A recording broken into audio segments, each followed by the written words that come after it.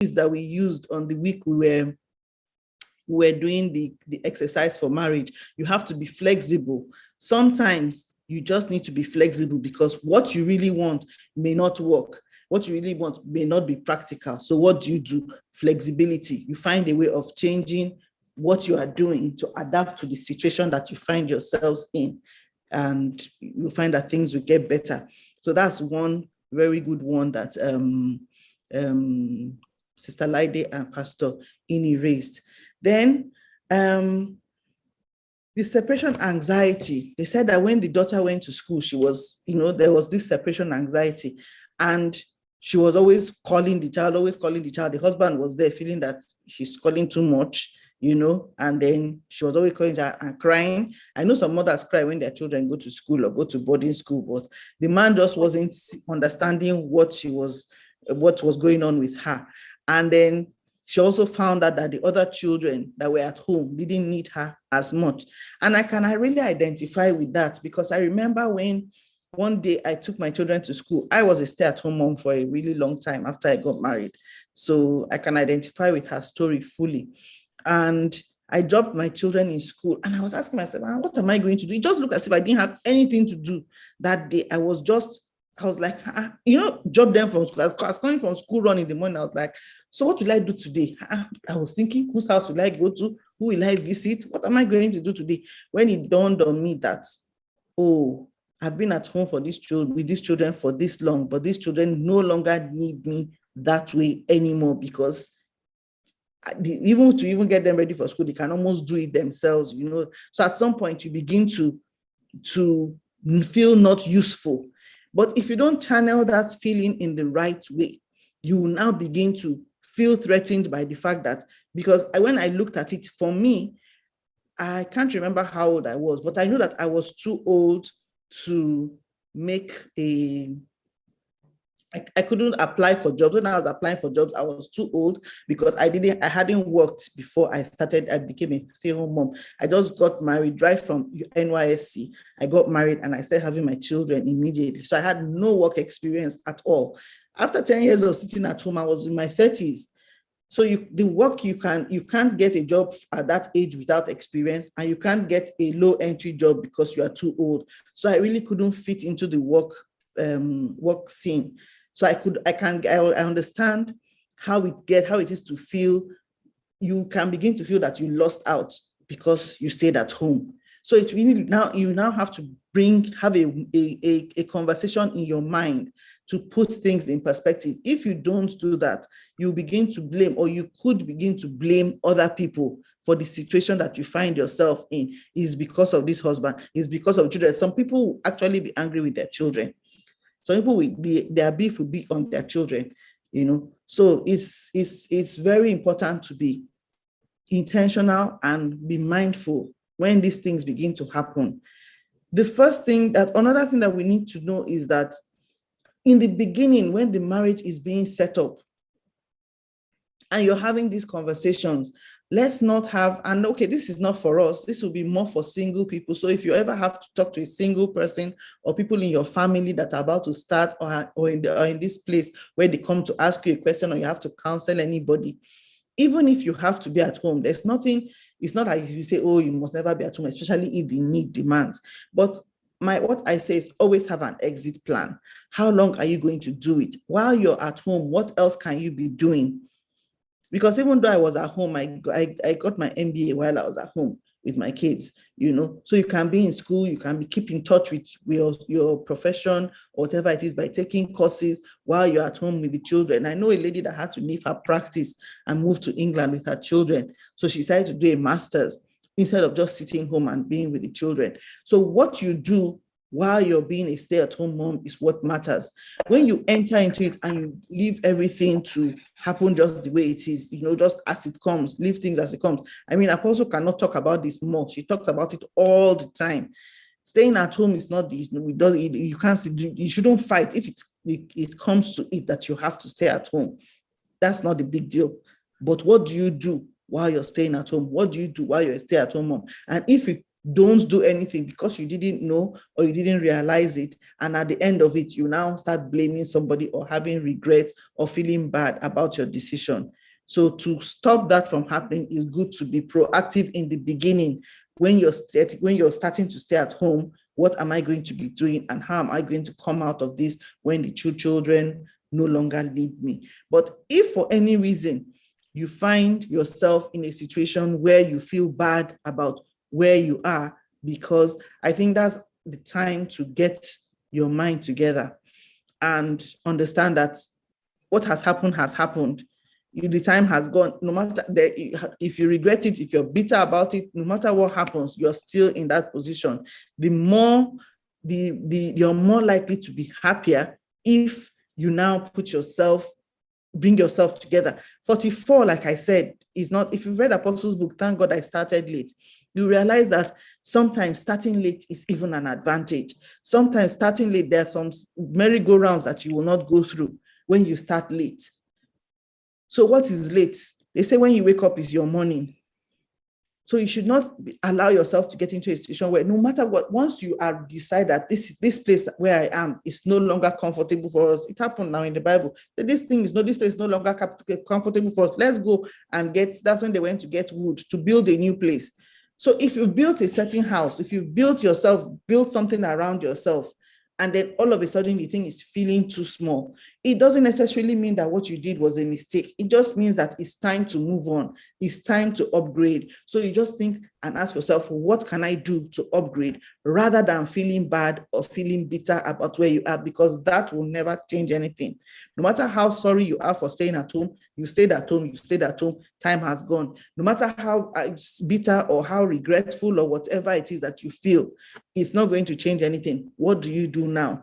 If the house where you are living in is too small for you, you pack your dust, your distance, and go out and get wood to build a new place. So let's not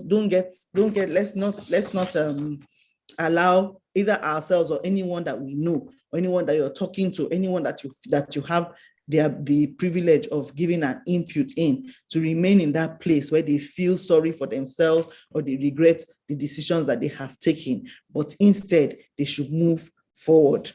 So next, I also talked about, and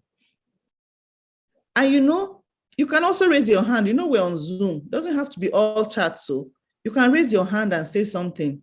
Please feel free to raise your hand and say something. Since we're on Zoom today, we don't have to type everything, because I know sometimes the typing can be long. So if you have anything to say or any contribution, please raise your hand and I'll you unmute, and then you can bring your contribution. Thank you. Yeah, so I talked about she's taking out her frustration on her husband. She sees him as the cause and she's allowing regret. So we mustn't do that. Then also, she did not diversify into other areas of life. Now she feels that she's not useful because everybody is moving on. The children have moved on and you can't stop them. The one that is going abroad, everybody is doing their own thing. So when you're staying at home, like I said, do something productive. Do something that in the end, you will not feel that you have lost out because you spend all your time and energy with your husband and with your children. And like I said also earlier, the one person's income was no longer enough. It was no longer enough. The family had grown, and then they were also the demands educationally. By the time children start entering university, not only do they need to, after paying school fees, after getting accommodation, you still need to be dressed. The children want to dress well, at least, so that they're not looking, you know how it is with teenagers. A lot of their identity comes from the way they are and the way they dress and all that. So all those things take a toll on the one person financially, if it's only one person that is handling the finances. And I also felt that maybe they shouldn't have sent their child abroad if it was going to be such a strain on them. Could it have been that they were following the trend, or maybe it was really, really a genuine quest for better education, but then it was putting so much strain on their marriage because the husband, we can see, is obviously under a lot of financial burden. So that's another thing that we can do. But after all said and done, the main things that is lacking in this family. Okay, let someone tell me what is the main thing. What are the main things that are lacking? What are the main things that are lacking that the man could have done or the woman could have done? I feel that if they had communicated better all along, they would have been able to take better decisions. If the man had communicated all along the financial strain or how he was feeling, probably they may not have sent their child abroad, or they would have been able to adjust their lifestyle in a way that the pressure isn't so much. And then if the man actually felt and said it out that he wanted her, that he felt bad that she was not working or that it was only his income, and then that would have helped them he could have suggested to her things to do. He could have set up they work together for them to set up the business so they could have, having a conversation would have opened doors of possibilities of what they can do or what they would like to do or what she can do, what is the family was able to afford to allow her to start doing something instead of just being home and feeling bad about it. So in steps of how can this family upgrade? How can they upgrade? Number one, like we talk about, they need to now start. Yes, they hadn't had good conversations and good communication all along. To upgrade their marriage, they need to now decide, this is what we're going to do. We need to talk about, how did we get here? We need to talk about, what are we doing here? We need to talk about, how can we move forward? Make a plan for moving forward. There's no point crying over spilled milk. They should forgive one another. The woman that feels that the man is the one that put her in this position, forgiveness. The man that feels that the woman is not doing anything because even though he has forgotten at this point that he's the one that started it by telling her to stay at home, forgiveness, so that they can both move forward. So it's never too late. Like I said, she can start from where they are, and he too can start from where he is, and they can make up and they can go forward. And in such a way, we'll see that their marriage is going to be upgraded. So which other area can we pinpoint that they can do something that would help them to move forward?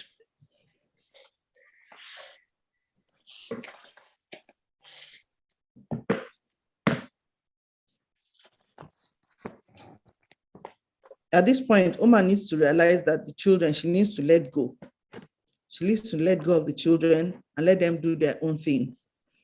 She needs to let go of them and then begin to make plans of what to do with herself, discover herself afresh. And that one is purely a upgrade yourself, where we talked about upgrading yourself, upgrading your thinking, upgrading your lifestyle, upgrading your different areas of your life. She needs her own personal upgrade. She needs to realize who she is. She needs to discover herself. She needs to see that her joy and her happiness shouldn't come from her husband, and it shouldn't come from her children. That's why when one child maybe that child is one that is to really help her or something, but she had built her life around her child, her children, and she had built her life around her husband. So now she needs to discover herself and realize that she doesn't need anybody to be happy. She doesn't need anybody to give her the kind of life that she wants. According to Apostle, she says, what does she says, I married you, you are not my God, something like that. Your husband is your husband, he's not your God.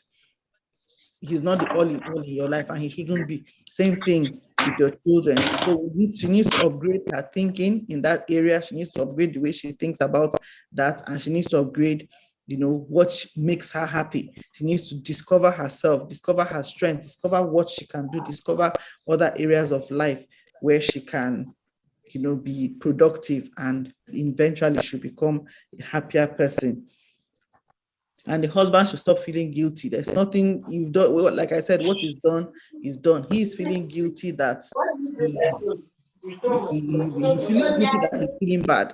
He's feeling bad that she's not working, and he's really bitter that she's not working and she's not helping him, and the financial burden is more. But then he can't really talk about it because he's the one that started the whole thing, or he's the one that's initiated don't work. So what he needs to do instead of feeling bad is to bring it up as a conversation and also let him. I'm sure that if he had talked about it all this while and the woman sees that the man is ready to support her to do it, they won't tell you to come and do something now, or come and do this business, or come, let's open a shop, or let's do this thing on the side. And the woman will say, no, I'm not doing it. I want to be sitting at home.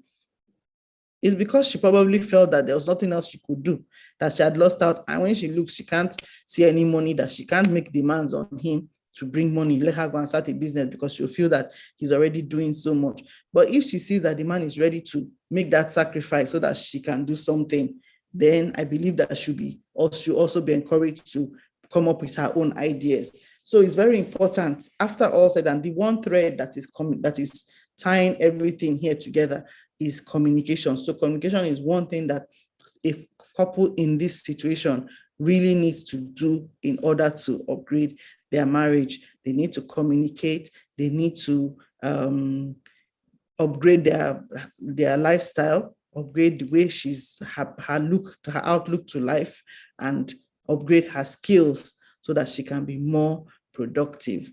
Does anyone have anything to add concerning what this family can do to upgrade their marriage?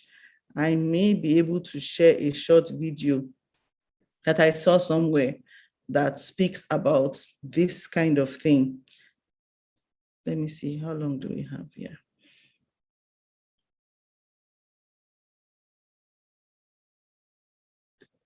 Pastor Ini says, at this point, the woman needs to go back to God to ask for wisdom on how to handle the case, wisdom on how to go about the conversations without escalating the issue and opening up blame scars that are already trying to heal. Thank you. That is an awesome contribution. That is true. What she needs to do is to have that conversation. And the key word there is without escalating the issue, because there's a way that she will bring it up. If she brings it up blaming the man, he's going to be defensive. He's going to be defensive, and the conversation is not going to go anywhere. But they need to have this conversation with a lot of wisdom and find out how they can have the conversation without throwing blame at each other, because in the end, they're really not going to achieve anything if they did that. Let's watch this and see. It's not easy for me to admit that I've been standing in the same place for 18 years. Well, I've been standing with you. I've been right here with you, Troy. I got a life too. I get 18 years of my life to stand in the same spot as you. Don't you think I ever wanted other things? Don't you think I had dreams and hopes? What about my life? What about me? Don't you think it ever crossed my mind to want to know other men, that I wanted to lay up somewhere and forget about my responsibilities? That I wanted to lay up somewhere and forget about my responsibilities? That I wanted someone to make me laugh so I could feel good? You're not the only one who's got wants and needs, but I held on to you, Troy. I took all my feelings, my wants and needs and dreams, and I buried them inside you. I planted a seed and watched and prayed over. I planted myself inside you and waited to bloom. It didn't take me no 18 years to realize the soil was hard and rocky and it was never gonna bloom. Do we get that?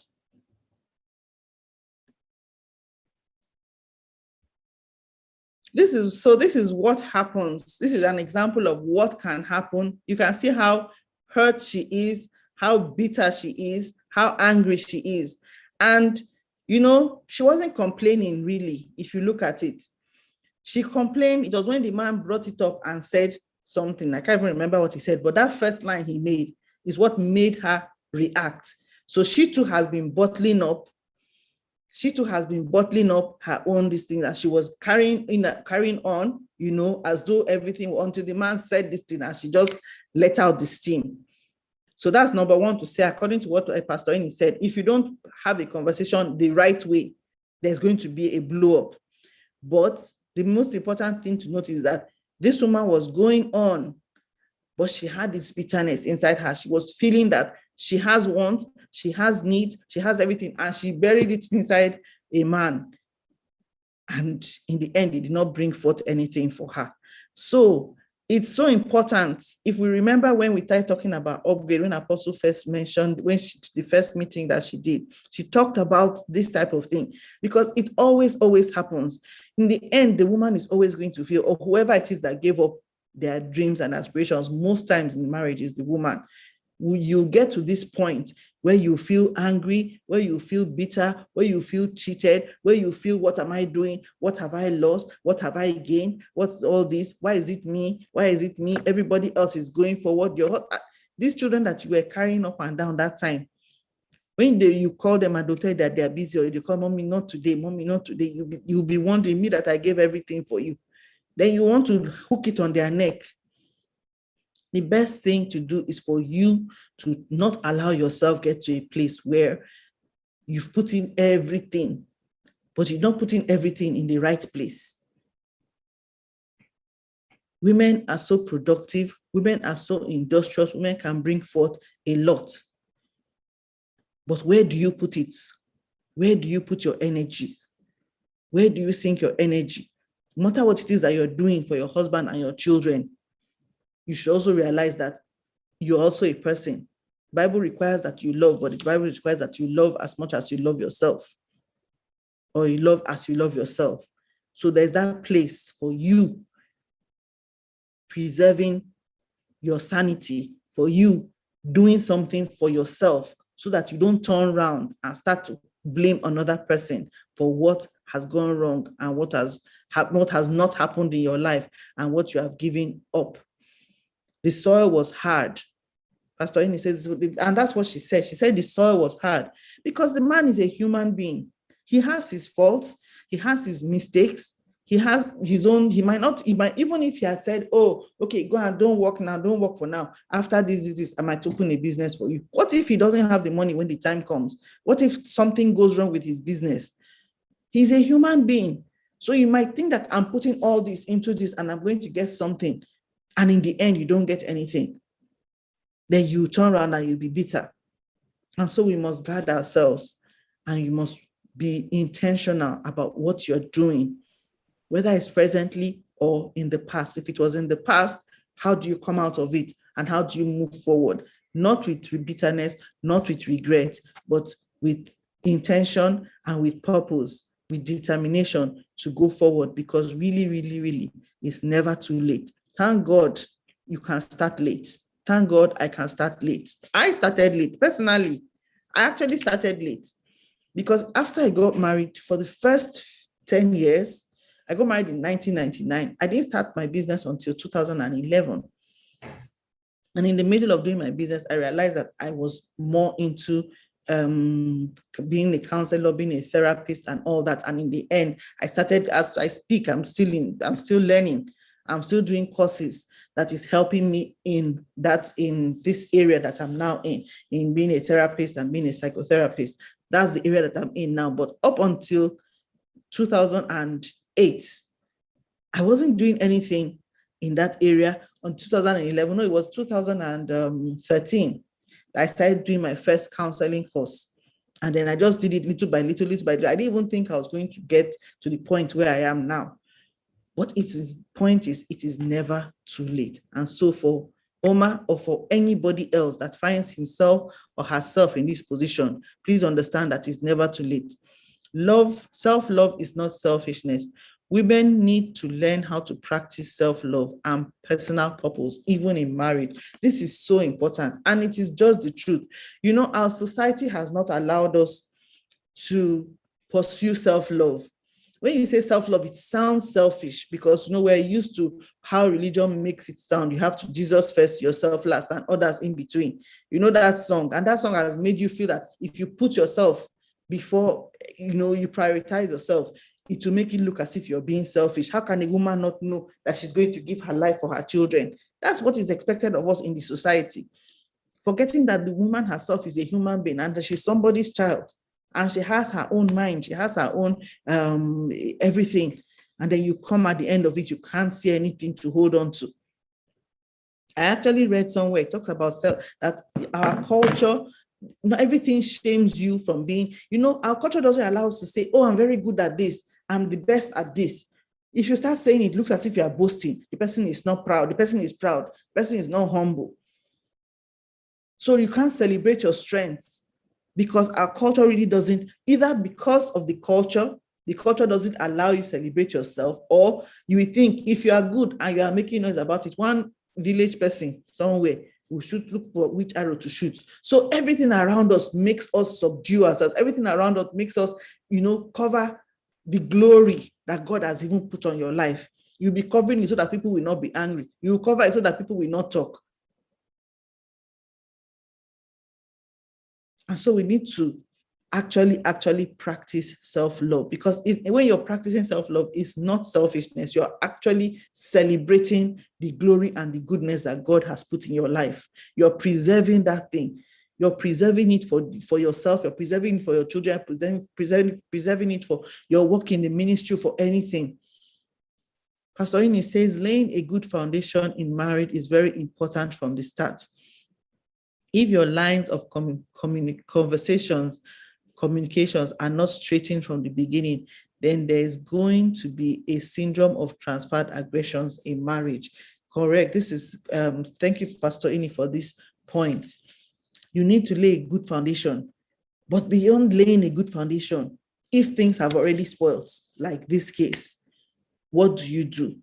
That is where you realize that you don't say that because we have not been doing it from before, we'll not start doing it now. But if at the point where you begin to feel, and when you see that things are going bad and you don't upgrade, or you don't talk about it, you don't release all those emotions, then you find that you're going to be in this position where the woman is, where bitterness and anger and anxiety, all kinds of things come in. So it's our responsibility to guard ourselves. It's our responsibility to build ourselves up and to do what we need to do, so that we're in that place where we're empowered, and not where you are depending on somebody else to lift you up or to be your strength. Because if the person fails, you'll be disappointed. And a lot of times the person is human, so the person will fail or the person will disappoint you.